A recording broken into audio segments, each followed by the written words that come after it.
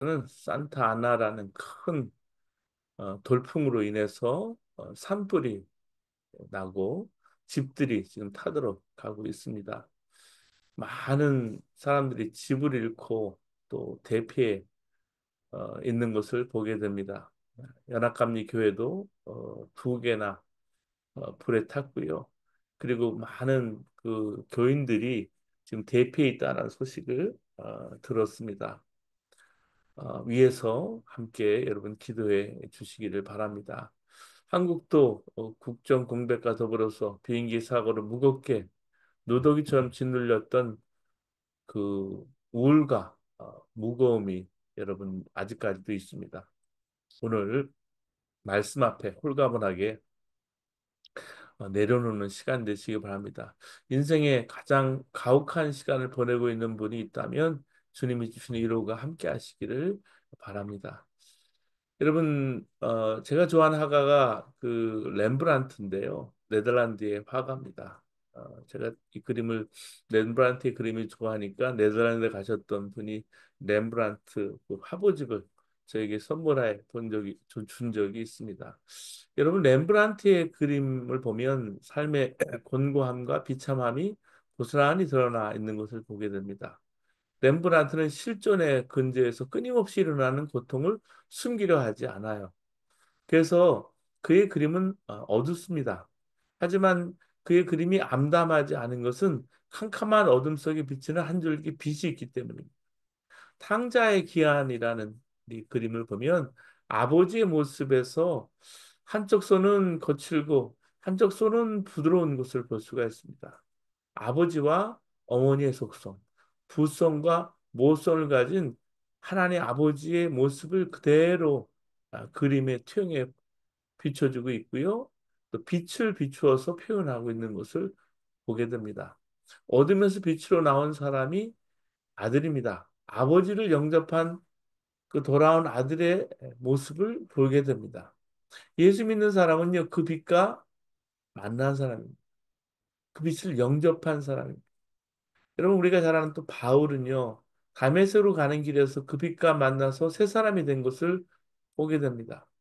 어두운 밤하늘을 환하게 만드는 성자들처럼 인간 세상에 희망을 안겨주었던 하나님의 사람들 역시 빛과 만난 사람들이었습니다. 2025년 여러분 어둠을 뚫고 빛이신 예수를 만나는 은혜가 여러분 이 새벽에 여러분 각자에게 있게 되기를 주님으로 축원합니다. 여러분 빛이 좋은 사람은 다 드러내는 것이 편하고 좋아요. 근데요, 어둠이 좋은 사람은 가능하면 가릴 것은 가리고 숨길 것은 숨기고 사는 게 마음이 편합니다. 근데 여러분, 예수님을 만난다는 것, 예수님 믿는다는 것은 이렇게 어둠 속에서 살다가 환한 빛 가운데 나오는 것과 같은 거예요. 그런 결단이 필요해요. 오늘 본문 19절 말씀 보시기 바랍니다. 오늘 본문 19절 말씀 보면 예수님이 세상에 오신 것을 빛이 세상에 왔으되 그렇게 표현해 주고 있어요. 빛이 세상에 왔으되 예수님이 빛이라고 말하고 있습니다. 예수를 믿으면 감추인 것이 다 드러나고 이제부터는 숨기는 것이 없이 산다는 얘기예요. 베드로가 처음 예수님 만난 날 예수님의 말 한마디, 그 말씀 한마디에서 엄청나게 많은 물고기를 잡았습니다. 근데 순간 베드로가 자신이 얼마만한 죄인인가를 깨달았어요. 왜? 예수님이 빛이시기 때문에.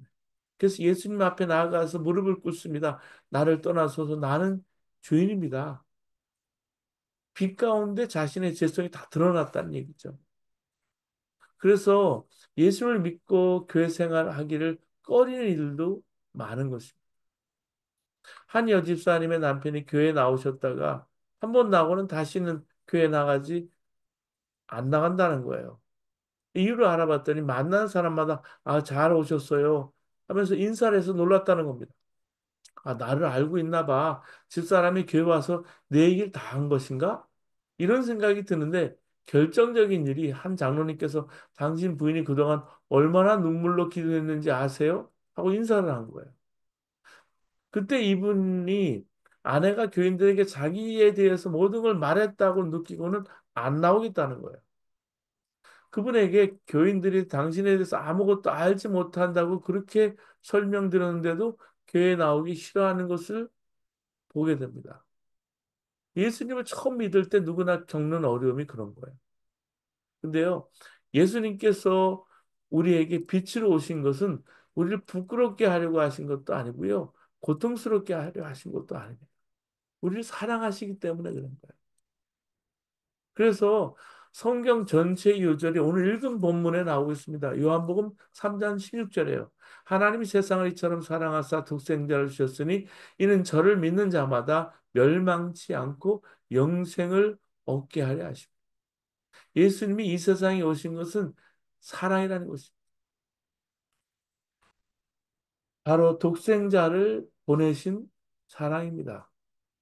오늘 생리사람 본문의 말씀도 독생자를 보내신 사랑이 그 제목이죠. 하나님이 독생자를 이 땅에 보내신 이유는 우리를 사랑하시기 때문에. 다시는 어둠 속에 사는 자가 아니고 그래서 빛 가운데 사는 자가 되게 하시기 위해서. 17절 말씀 보시면 예수께서 이 세상에 오신 것은 우리를 심판하려 하심이 아니요 우리를 구원하려 하심이라고 분명히 선언해 주고 있습니다. 하나님의 사랑과 우리를 빛 가운데 이끌어내는 것은 같은 말씀이라는 얘기예요. 요한복음 8장 12절에 보면 예수님을 이렇게 표현해요. 나는 세상의 빛이니 나를 따르는 자는 어둠에 다니지 아니하고 생명의 빛을 얻으리라. 사랑하는 여러분, 십자가의 복음, 십자가의 사랑에는 분명한 목적이 있습니다. 그것은 우리를 구원코자 하시는 하나님 아버지의 사랑 때문에 우리 어둠에서 건져내고 어둠의 삶을 청산하고 빛 가운데 살게 하려고 하시는 것입니다. 오늘날 많은 성도들이 정확하게 하나님의 인도를 받는 것을 힘들어해요. 하나님의 뜻을 파악하기가 어렵다고 합니다. 구체적인 문제로 들어갈수록 하나님의 인도하심이 무엇인지 알기 어렵다고 합니다. 그리고 결정적인 순간에 하나님의 인도를 받지 못하고 방황하다가 실패할 때가 많습니다. 그 이유가 뭘까요? 빛으로 오신 예수님 영접하고도 여전히 어둠 속에 머무르려고 하기 때문입니다. 여러분 2024년까지 어제까지 우리의 삶이 어두웠다면 우리가 예수님을 영접하고 빛 가운데 나오는 삶이 2025년의 삶입니다. 주님이 2025년 우리를 부르시고요. 빛으로 오셔서 우리를 성령님의 인도하심 따라 여러분 나가기를 원하시는 거예요. 그래서 여러분 마음의 분별을 잘 받으시기를 바랍니다. 여러분 마음 안에 빛 가운데로 나가려는 마음이 있죠. 더 이상 어둠의 일을 계속하지 말고 빛 가운데 나가서 고백하고 새 삶을 살게 하려는 마음이에요. 그게 예수님 마음이에요. 근데요, 마음 한 구석에 또 다른 마음이 있을 수 있습니다. 그것은 어둠 속에 가만히 있으라는 거예요. 자신의 실체를 다 보여주는 것은 바보 같은 일이고 사람들이 무엇이라고 그렇게 그러겠니? 하는 그런 마음이에요. 마귀의 속삭임이에요. 속삭임이 우리 안에 있습니다. 만약에 그렇게 나의 허물과 죄를 고백하면 사람들이 뭐라고 나를 볼까? 나를 나쁜 사람이라고 보지 않을까? 내가 너무 부끄러워하지 않을까? 그래서 하나님 앞에 고백하면 됐지. 사람들에게 뭘 알려고 해. 그냥 가만히 있는 게 상책이야. 이런 마음이 육신을 통해서 주는 마귀가 주는 마음. 여러분, 우리는 빛 가운데 나와서 함께 고백할 필요가 있습니다. 새 삶을 살아갈 결단을 할 필요가 있어요. 여러분, 우리가 큐티를 하고 말씀을 붙잡고 기도해요. 그리고 서로 나눌 때 여러분 이 모든 것들을 함께 나눌 수 있는 은혜가 우리 삶에 2025년 있어야 됩니다. 오늘 여러분 3장 19절 20절 말씀 우리 함께 보시기 바랍니다. 그 정죄는 이것이니 곧 빛이 세상에 왔을 때 사람들이 자기 행위가 악함으로 빛보다 어둠을 더 사랑한 것이니라. 악을 행하는 자마다 빛을 미워하여 빛으로 오지 아니하나니 이는 그 행위가 드러날까 하며. 사랑하는 여러분, 예수를 믿는 것 같은데 실제로는 예수님을 안 믿는 사람이 있어요. 빛으로 나오기 싫어해서 그렇습니다. 아직 예수님 믿는 게 아니에요. 예수님 믿고서는 그렇게 살 수 없어요. 예수님께서는 나를 사람들에게 온전히 드러내게 하십니다. 우리 안에 있는 어둠을 사랑하는 마음을 우리 주님이 책망하십니다. 물론 드러내는 성도는 한동안 사람들이 수근수근하는 말의 대상이 될 수 있습니다. 교회 안에 말이 많지 않습니까? 사람들이 말을 하게 됩니다. 아, 저 사람이 그런 사람이었대. 여러분, 근데 무슨 상관이 있을까요? 다른 사람이 내 말을 한다는 것이 무슨 상관이 있을까요? 다른 사람이 그 사람에 대해서 말을 한다는 것은 그에 대해서 누구나 뻔히 알게 되었다는 겁니다. 그가 이제는 빛 가운데 사는 사람이 된 것을 보아야 합니다. 부러워할 일이죠. 사랑하는 여러분, 빛 가운데 나오는 사람은 예수님과 동행하는 사람입니다. 여러분, 2025년 주님과 손잡고 주님과 동행하는 복을 누리기를 바랍니다. 성도 중에는 얼굴도 알고 이름도 아는데 도무지 속마음을 알 수 없는 사람도 있죠. 본인이 고백을 하지 않으면 모릅니다. 그러면 당장은 편한 것처럼 보여요. 사람들에게 말거리가 안 되고 부끄러운 것, 은밀한 것 감추고 사니까 겉으로는 편안합니다. 그러나 그는 어둠 속에 사는 사람이에요. 사랑하는 여러분, 많은 성도들이 자기 죄나 성질이나 또는 교만을 이렇게 누르고 감추고 살아요. 그것을 신앙생활이라고 생각해요. 구원받았다고 하면서 숨기고 감추고 누르고 삽니다. 체면 때문에도 그렇습니다. 근데 이런 복음은 없어요. 그래서 예수님 믿는 게 힘들고 참 기쁨을 모르고 누르고 있고요. 감추고 있고요. 그러면 육신의 병도 생길 확률이 많아요. 이거는 율법적으로 믿는 거예요. 유교의 공자님은 그렇게 가르쳤습니다. 수신제가 치국평천하. 수신제가 치국평천하라. 그래서 먼저 자기 자신을 어떻게 하든지 다스려야 된다. 하여튼 감추고 누르고 꾸미고 그렇게 해서라도 살아야 된다. 근데 예수님 믿는 십자가 복음은 그게 아니에요. 예수님은 드러내시는 분이에요. 만약에 신앙생활을 누르고 감추고 숨기고 해야 한다면 아무 기쁨이 없겠죠. 그리고 언제까지 그렇게 할 수도 없어요. 결국은 다 드러나게 됩니다. 그 점이 두려운 거예요. 예수님께서는 감추고 누르고 하는 율법적인 신앙생활을 하라고 하지 않았어요. 성경 읽어보면 예수님 만난 사람은 다 자기 자신을 드러내게 됩니다. 이게 진정 자유이고 복이고 승리입니다. 제가 중과주에 산타마리아 목회할 때 갑자기 전화 한 통이 걸려왔습니다. 샌루이스 오비스포라는 아, 곳이 있는데 그 옆에 예, 주립교도소여서 교도소에서 걸려온 전화예요. 한 분이 상담을 저를 하고 싶다는 거예요.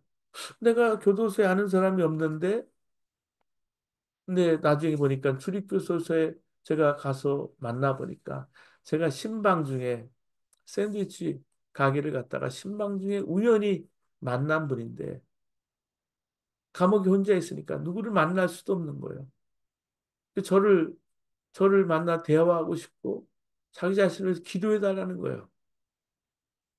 그분께 그 자리에서 말씀을 전하고 가지고 간 전도 책자를 가지고 같이 읽고 예수님을 그 시간 영접하게 되었습니다. 그 후에 예수를 믿고 새 삶을 살겠다는 결단이 있으신 분이기 때문에 나중에 교도소에서 나와서 교회에 오셨어요. 근데 자기가 전과가 있다는 것에 대해서 사람들에게 밝히는 것을 대단히 두려워하셨던 거예요. 자기 가정 문제에 대해서도 알리는 게 두려운 거예요. 충분히 그 심정을 이해합니다. 처음에는 부담스럽겠지만 교인들에게 당신의 형편을 솔직히 이야기하는 것이 좋습니다. 그러면 점점 좋아지게 될 겁니다.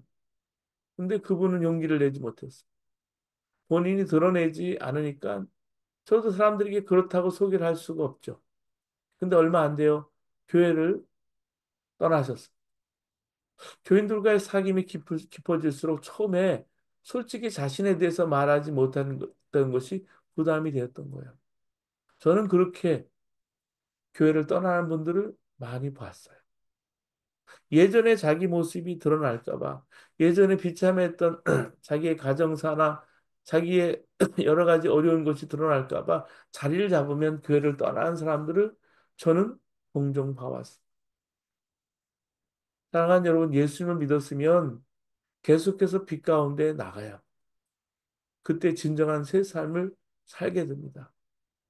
그것은 내가 아니고 내 안에 예수님이 역사하시는. 마더 테레사 수녀의 일화 중에 하나입니다. 그분이 어느 날 빈민굴 어두운 방에 사는 환자를 발견합니다. 더러운 방에서는 냄새가 지독했고요. 그 남자는 방에 등잔이 있는데 켜지 않고 있었어요. 테레사 수녀가 방 청소를 끝내고 등잔불을 켜니까 그 남자가 질색을 하면서 소리를 지르면서 불을 껐습니다. 이 테레사가 불을 다시 켜자 환자는 등잔을 던져버렸어요. 그는 나는 등불이 없는 게 좋아. 1년 내내 나는 램프를 켜지 않았어. 고함을 쳤어. 그는 육체의 질병보다 마음의 병이 더 심한 게 문제였어. 이튿날 테레사가 나가서 새 등잔을 사다가 불을 켜주고 돌아왔어. 그 후 10년이 지났어. 어느 수녀에게서 그 빈민굴에 살던 남자에 대해서 듣게 되었습니다. 그는 아주 깨끗이 수리한 집에 의젓한 직업을 가지고 살고 있다는 것이었습니다. 그는 수녀들에게 말했습니다.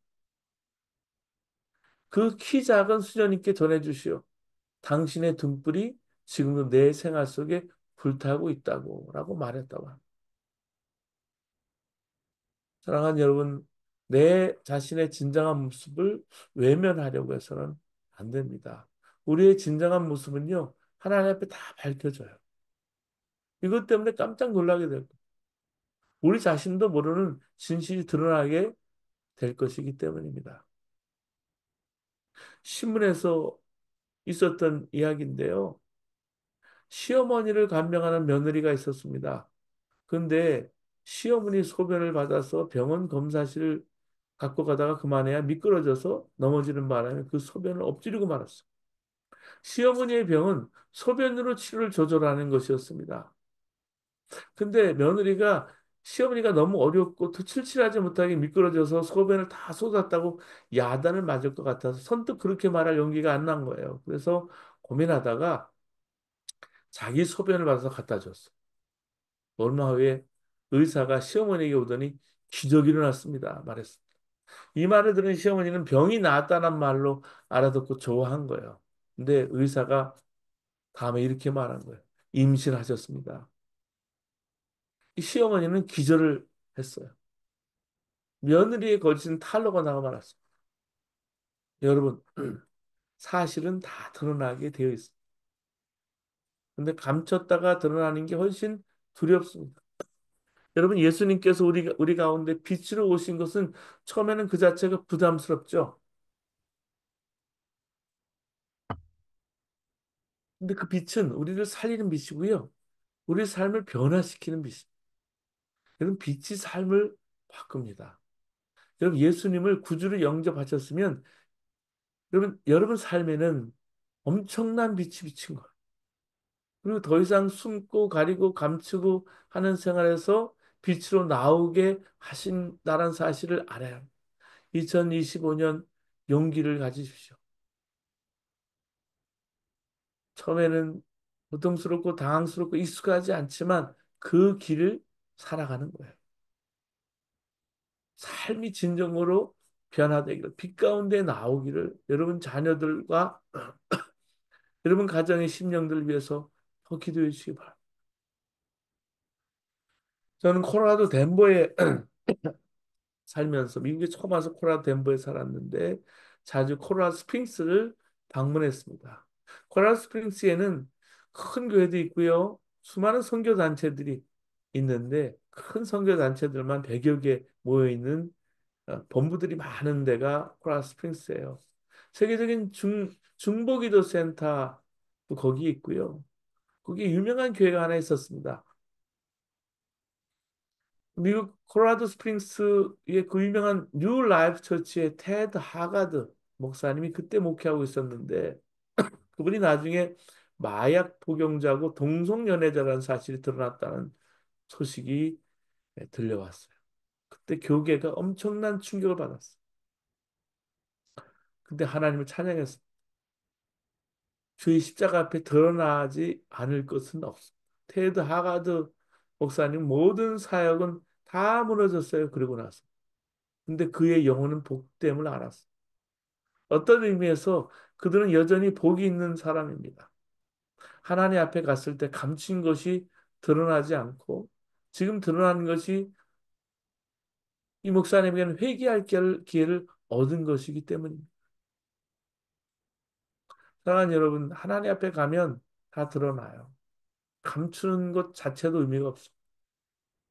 숨기고 살아서 편안하지가 않습니다. 십자가는 드러내게 합니다. 그래서 십자가는 그 감췄던 비밀이 드러나는 거예요. 십자가의 도움입니다. 그리고 그거를 외면하고 도망해서는 해결할 수 없어요. 예수님께서 이 시간 우리 마음속에 감춘 것이 있다면 생각나게 하실 것입니다. 덮어두면 안 되고 드러나야 합니다. 마지막에 우리가 하나님 보좌 앞에 섰을 때 사람들이 왼편과 오른편에 여러분 나눠진다고 했죠. 오른쪽에 있는 사람은 천국에 들어가고 왼쪽에 있는 사람은 지옥에 들어갑니다. 그런데 오른쪽에 간 사람도 왼쪽에 간 사람도 다 의아해했다는 것을 여러분 기억하시기 바랍니다. 왜 자기가 왼편으로 또 오른편으로 가게 되는지 모른다고 했어요. 다들 하나님께 말합니다. 내가 어떻게 오른편에 왔습니까? 내가 어떻게 왼편에 왔습니까? 자기를 너무 모르는 거죠. 그렇기 때문에 우리는 여기서 지금 우리의 진실한 모습을 볼 줄 알아요. 사람의 눈앞에서가 아니라 하나님 앞에서의 모습. 여러분, 빛이신 예수님 앞으로 자꾸 나가야 내 자신이 어떤 사람인지를 알게 돼요. 여러분, 그렇지 않아요? 우리가 살아가는 삶이요. 앞으로 여러분 연말을 얼마나 맞이할지. 오늘 벌써 1월 달을 시작했는데 하루하루 가면서 1월 9일인데요. 내가 자꾸 주님 앞에 나가는 거예요. 어떤 사람들은 하나님 앞에 나가서 빛 가운데 드러나는 사람이 어떤 사람은 어둠에 계속 살다가 어둠으로 마감을 하고 지옥에 갈 사람도 있어요. 그래서 회개할 것은 회개할 수 있게 하시고 내 삶의 진정한 변화를 가져오게 되는 게 무엇인가를 우리가 점검해 봐야. 하나님 외면하는 사람들의 삶의 특색은 뭡니까? 요한은 빛보다 어둠을 더 사랑하는 거라고 말하고 있습니다. 거친 세상을 살면서 혹시 빛보다 어둠을 더 사랑하는 사람이 되지 않았을까? 아니, 사랑하지 않는다 해도 어둠을 더 익숙하게 받아들이고 있지는 않을까? 사랑하는 여러분, 다른 사람들과의 영적인 교제가 그래서 중요합니다. 여러분, 생명의 삶을 가지고 2025년 여러분 말씀을 묵상하지만 특별 새벽기도 이걸로 끝나는 것이 아니라 빛 가운데 살기를 결단하고 온고잉 다른 사람을 통해서 자신의 눈을 계속해서 보이는 눈이 뜨이는 거예요. 그들로부터 자신의 실제 모습에 대해서 들을 마음을 열어야 합니다. 다른 사람이 나를 평가해 주는 것에 두려워하지 않아야 합니다. 그것은 하나님과의 관계에서 이런 엄청난 영향을 미칩니다. 우리가 연합하게 하신 것은 빛 가운데 교제를 위해서입니다. 그래서 여러분 혼자 기도도 좋지만 우리가 특별 새벽 기도를 통해서 우리가 함께 우리 자신을 보고 말씀 통해 보고 다른 성도를 통해서 나를 보는 거예요. 빛 가운데 나가는 결단을 하는 거예요. 하나님 앞에. 우리가 하나님 앞에 오늘도 주님 앞에 나와서 부활하신 주님, 빛 대신 예수님께 나아가기를 두려워하지 말아야 합니다. 진정한 모습이 드러나는 것을 두려워하지 말아야 합니다. 하나님의 사랑이 더 크다는 사실을 믿으시고 여러분 빛 가운데 한 걸음 한 걸음 주님과 동행해 나가시는 저와 여러분 되시기를 주님으로 축원합니다.